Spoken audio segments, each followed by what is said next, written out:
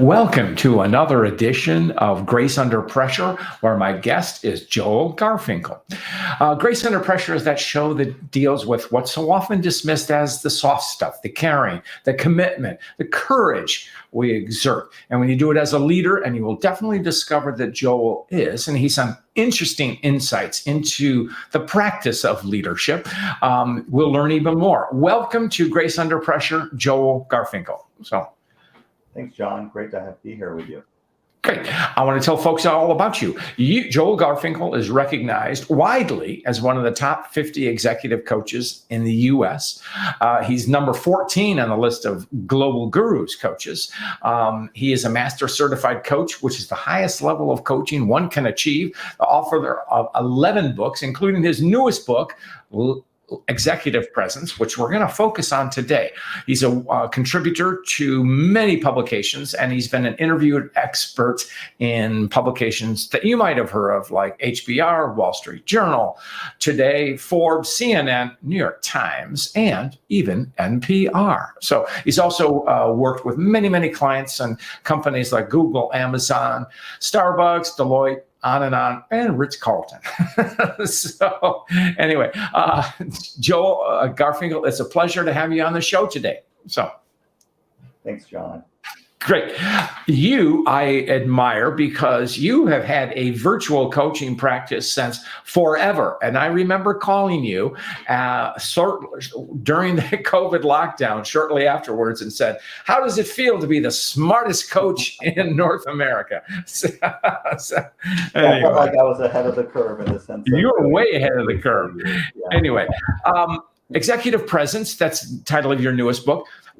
You have a previous book called Leadership Presence. So what sparked your interest in doing something on this topic, Executive Presence? Well, about 20 years ago, I saw a number of clients of mine kept coming to me with similar issues. And they happened to be, often they were women, people of color, minorities, and they're being held back in their careers. And it was often due to a lack of executive presence. And the interesting thing is that I saw a pattern where they kept coming across as tentative, quiet, too deferential. And it made me feel drawn to the subject matter of executive presence and see that there is a need out there that certain demographic of people needed to own more of their power and strength and lead with a stronger presence. And so I started to write about it and really kind of formulated a very defined process, and that became the book, Executive Presence. Great. Well, presence is a topic that I work on and write about. What are the obstacles to developing presence? You touched on some of them, but what do you see as the obstacles? It's interesting. Some of the things I've seen that have stood out, and this is based on research I did talking to over 1,400 executive coaching clients and interviewing them and finding out that some of the key obstacles to executive presence, and these are behaviors that leaders tend to do that can limit and come across as lacking executive presence, is being non-vocal, letting others dominate the majority of a meeting and do majority of the talking, and you're more quiet, and it can come across as an obstacle to executive presence. Another one is deferring too often to others instead of taking the lead, and then being unassertive and passive in your behavior. And the last one comes to mind is being tentative and indecisive decision maker. Right. These are all behaviors where people will think that you lack executive presence because you're doing these behaviors. Right. And is there in your research, did you come across a subconscious reason for this deference or not willing to speak up, that, quote, I'm not worthy enough or good enough? Do you see that, Joel? Absolutely. It's a great point you bring up, especially in companies that are really smart. And what I mean by they hire smart people, they could be companies that have, like in the biotech industry, they're scientists. They could be in the tech industry and they're engineers, like very skilled in their work and are very established. And I think sometimes that makes it more intimidating because I'm not as good as them, even though they really are, or I'm not as, someone more senior than me, I feel intimidated by. All of this can create a place of self-doubt. And then all of a sudden I'm going into these meetings and I'm not as confident, and I feel imposter syndrome, and I feel a place of doubt. And then I'm not showing up with a strong, powerful, commanding presence. Right. And interesting you mentioned, because people with science or tech backgrounds, do you discover that some people who are tentative or withholding, they themselves have advanced degrees and experience, yet they compare themselves and they go, oh, I shouldn't meddle in this or something? Absolutely. It's interesting because in my view, observing them objectively, I'm like, wow, they're really impressive. But they can easily find someone else in the work environment, in one of their peers, that they find more impressive than them. And they'll minimize some aspect of themselves and put too much emphasis on that other person's ability in that certain area. And then whenever they comparing is very, very dangerous, because anytime you compare, you can always find someone you feel is better than you. And by definition, you're I don't have that problem, Joel. Well, I think it's a human behavior. I think we all have it, and it's just to different degrees of how it gets in our way and our ability to feel our own sense of strength and power. I don't want to go too sideways, but I have a feeling, and maybe because you mentioned imposter syndrome, I think that imposter syndrome, to a degree, is a positive. What would you say to that, Joel? Well, I say that it's interesting. I think it can create a level of empathy and understanding for people that that might struggle with a sense of self-worth and confidence. And even the people that are the most established in the world, like I remember reading a quote about Meryl Streep, who is, Oscars and Grammys and you name it, and she's won all the awards in the world, and she was talking about how much self-doubt she had. Exactly. So, like, these people who are so established, I think that the imposter syndrome, it's something that can be helpful, because you think that you're the only one who feels this, and then once it gets revealed, you realize more and more people have it in the work environment. But leaders don't walk up to each other and say, "Hey, how's your imposter syndrome?" That's a good I have a lot of self-doubt. Yeah. How about you? It doesn't get discussed. It's something that it's very personal. That's a great insight. And I was thinking of imposter syndrome as that self-doubt, which is a check on our ego. We need ego, but too much of it, as we know, gets us in trouble. So, which leads to my next topic, authenticity. So that is critical to presence. But how do you define authenticity, Joel? Well, it's interesting when I think about authenticity and I think about executive presence. I have a different take on it.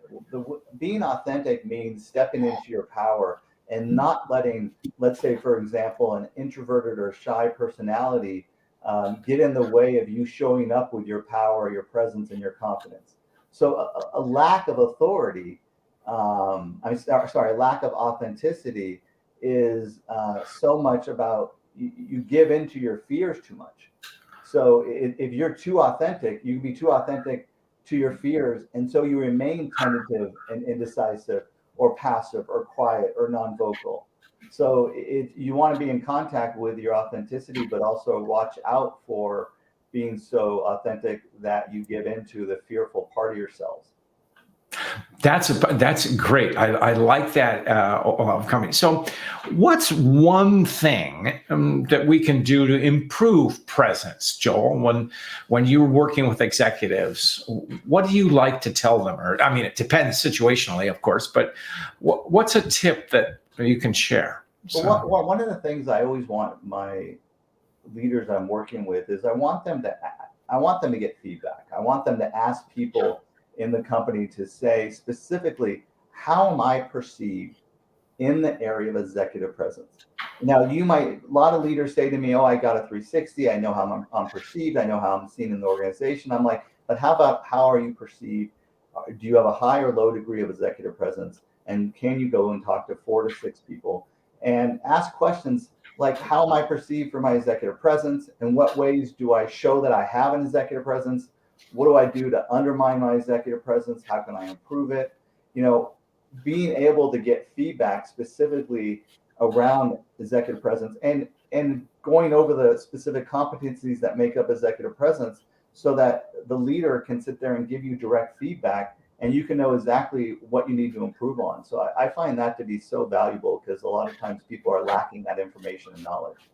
I like that. It's wise words to go out and how am I perceived? Because that's the one thing we can't judge is how others perceive us. And so now something that's related very much to presence, and I know you work on it. So how can a leader radiate confidence? What's your perspective on that, Joel? Well, I think that a leader needs to do the preparation necessary so that when they show up at a meeting, they share opinions with conviction and they speak up from a place of conviction and confidence. And so that means when I'm showing up at a meeting as a leader, I might need to spend 2 or 3 minutes before that meeting thinking about what are a couple things I need to bring to this meeting. If I'm going to radiate confidence, I'm in meetings probably 70, 80% of my week. Well, how am I showing up at these meetings? Am I not being seen? Am I ignored? Am I someone who doesn't know how to speak up or get a word in edgewise?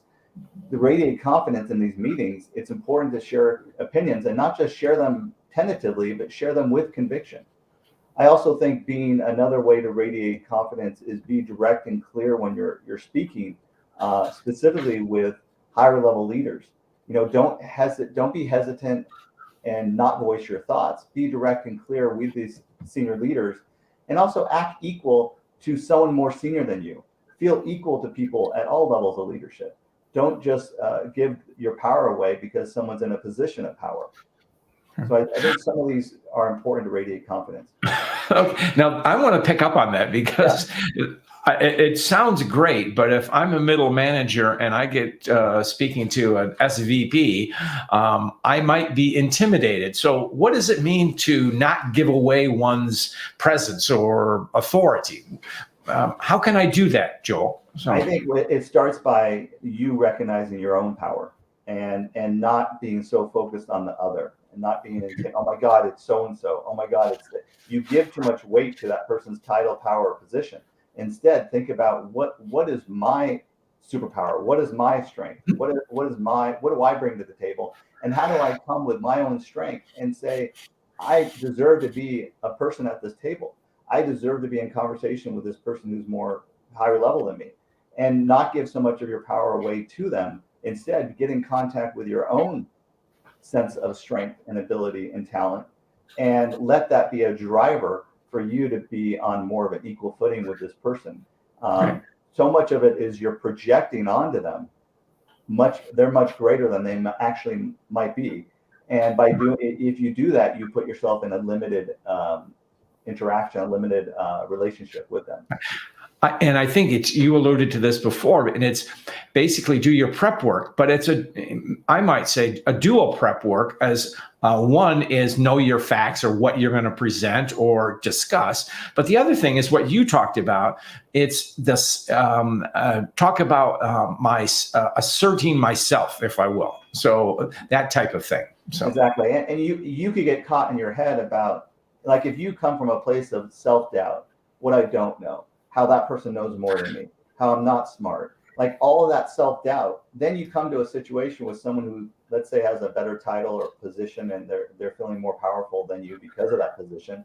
You're going to put yourself in a situation where you're going to feel less than, versus you firmly believe in yourself and your abilities and your talents and your skills, and you embrace that and get in contact with that. Let that be the lead to your interactions. Then you'll be on more equal footing with that person, whoever you're projecting on, who has the power. That's powerful. Another topic that you explore, and it's a one I like, and it goes back to our elders from antiquity, and it's the concept of gravitas. What does it mean, and how do we use it, Joel? So if you have gravitas, your thoughts, your ideas, your actions, they carry weight. So people can feel your presence immediately. You hold the room, you hold people's attentions. And I would say, why is it important? Possessing gravitas, it leads to other people seeing you as confident, commanding, and charismatic, which is some of the 3 core competencies that make up this quality of gravitas. And so as you become a more confident, commanding, and charismatic leader, you exude a powerful presence, and people then see you as either a next level leader or a leader that deserves to be in the role you're at, versus any doubt that gets created. So gravitas is really the three core competencies of gravitas is really having confidence, command, and charisma. Great. So, when I hear the word gravitas, shame on me, I always default to a male image of this. So, how do you coach women to have gravitas? So, Yeah, I think the key thing for women and thinking about gravitas is I found too often, it's interesting, a lot of the women I've worked with have been overlooked and underappreciated. And it causes companies to lose out on a full range of talent inside the organization. And so I care a lot about women and their executive presence. And for them, it's really about owning their power and their strength and exuding, extending confidence. And so how does that, how does a woman own more of their presence? It comes down to really getting them to assert themselves with conviction in meetings and discussions with leaders. So don't be passive and quiet and timid. Assert yourselves, speak boldly and directly, and put a stake in the ground and own your position. And really, I'd say for women, it's really a take charge attitude. You got to be seen as someone who belongs in the role you're in. You have something to say. You have a take charge attitude, and people come to you because they respect you and they want to leverage your talent. So women, have an opportunity to show up with more presence, and it's even harder for women when you're in a work environment where a lot of it's mostly male. There's a lot of work environments where that's true, where you're the only woman at the table. And so how do you speak boldly and directly and assert yourselves in a position where you might feel like you're a little bit out of water because you're feeling like it's a more male dominant environment? Great insight. So, if I am a woman executive and I have just received a promotion or being considered for it, and there's a perception that she lacks gravitas, what tips do you provide, Joel? So, Yeah, some of the key things I think that when it comes to the tips around gravitas is come across in a way of how can I take charge and drive toward an outcome. So, people look to you for leadership. So if they're going to defer to you, when you speak, people are going to pay attention. But you got to realize if I'm going to have gravitas, how am I come across of someone who's taking charge? And so every single thing you do, whether it's a project you're leading, whether it's a meeting you're attending, whether you're mentoring people, whether you're sending an email, whether you're participating on a project, all of these situations, you want to say, how can I take charge? You don't need to be the most dominant person in the room. You don't need to be the one person taking charge, but you can't come across as passive, as timid, as hesitant, as unsure. If you do that privately, but then show up as someone who knows how to take charge in these situations and really carry a weight of confidence. do you ever advise for one experiencing this to give herself a bit of self-coaching before I go into the meeting? Here's what I'm going to do. Does that work, do you think, Joel? So I do. I think because if you let yourself just get consumed by potentially self-doubt, then you're not dictating and directing yourself around, well, how can I lead myself more with some intention about what I do want to say and how I do want to say it? So what you're suggesting is having some prep and some self-talk that can really put you in the right frame of mind. So you can come into a situation saying, here's what I know, here's how I'm going to say it, and here's how I'm going to show up and come across. And that level of authority, people want to see you showing up in that way. that's great. And it's a way, it's letting your work speak for itself. So, for example, if you were invited to a meeting to make a presentation or discussion on something, you were probably the subject matter expert. Act as if you're the SME. Is that advice that you share, That's Joel? fantastic. Yes, if you can act as a subject matter expert, but it's really showing up and there's two ways you can go about it. You could be self-doubt person, or you can be confident subject matter expert person.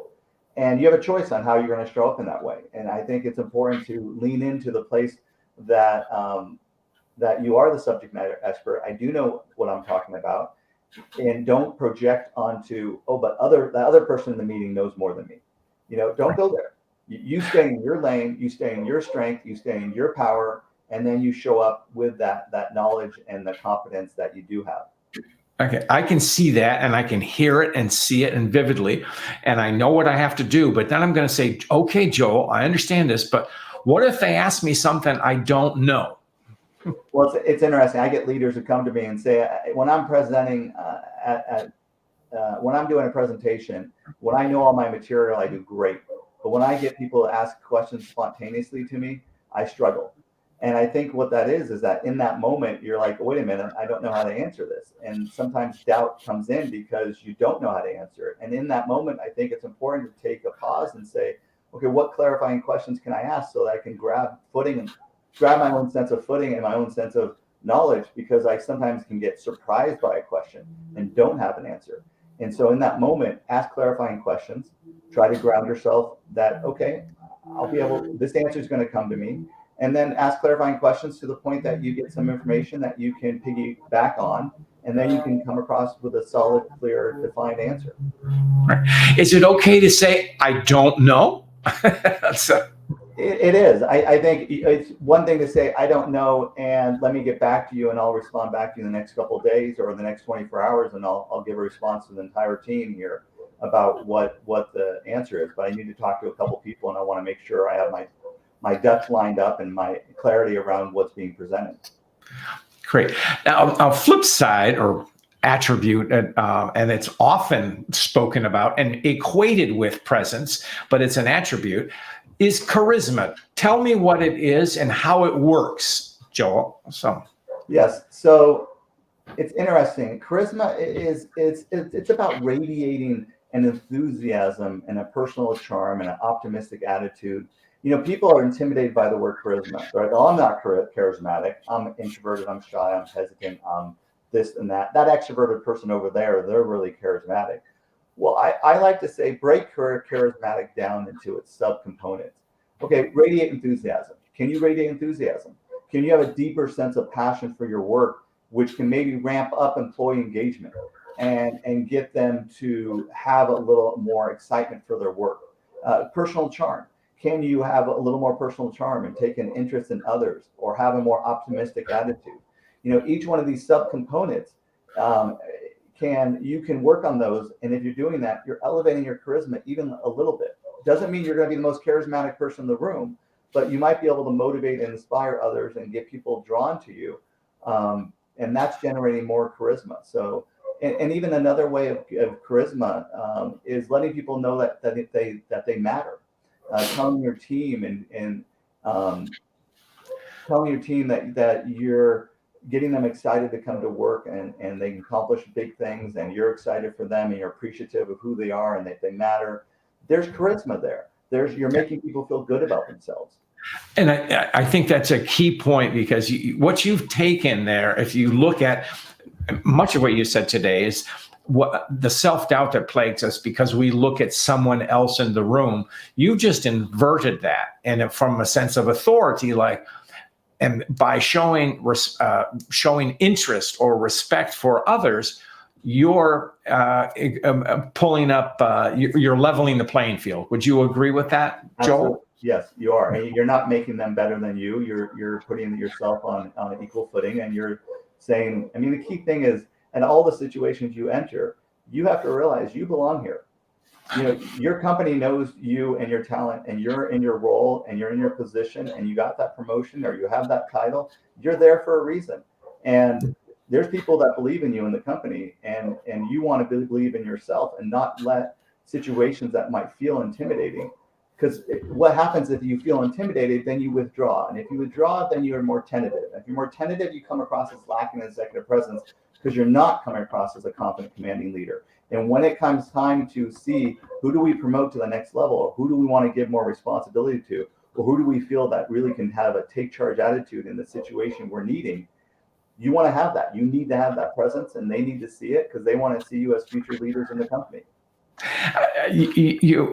I can feel the energy coming from you in our conversation. And what is the role of a coach when focusing on presence? Because I want to use the word cheerlead a little bit. Do you see us doing that, Joel? So yeah, I would say part of my role as an executive coach working with leaders is there's an aspect of believing in them and believing in who they are and believing what they're capable of. And so, yes, there is an aspect of cheerleading.